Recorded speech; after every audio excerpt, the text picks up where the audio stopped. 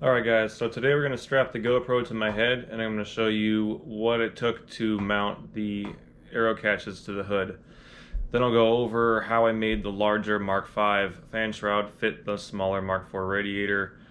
Pretty quick, simple stuff there. Apologize in advance that I didn't talk a whole lot. There's not a lot of commentary, so I'm going to have to put some other music on top of the radio so I don't get copyrighted by YouTube. But I'll put some headers up with some basic info about the processes for the AeroCatches.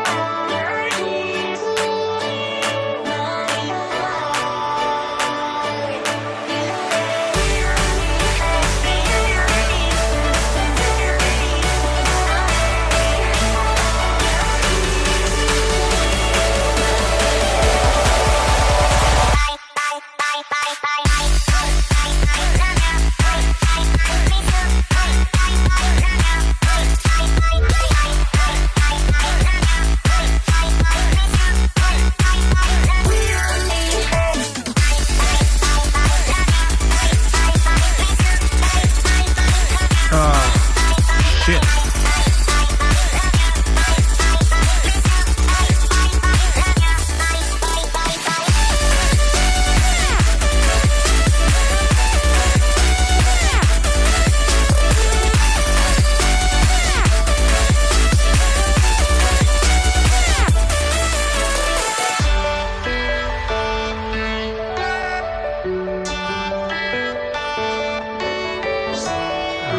Yes.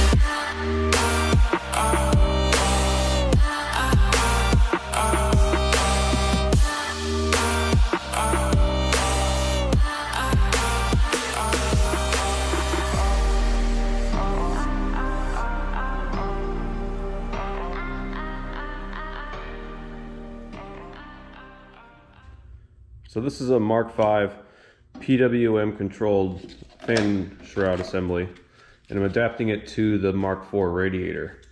What I did is I cut this strip out off the top because it was about an inch, well, a little over an inch taller than the radiator. and I cut the flange off of it here. I'm going to glue it back on to the edge here, so it'll seamlessly fit the radiator. And then two of the mounts were in a different spot. You can see they were right up here. So I cut the mount off. I'm just gonna bolt it down and glue it in place on both sides. There, like that.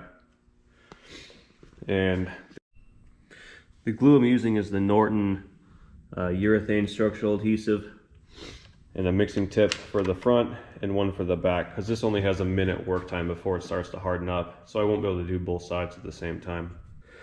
So we got the tabs glued on and this top edge glued in place. I'm going to flip it over and put a heavy bead on the inside for strength.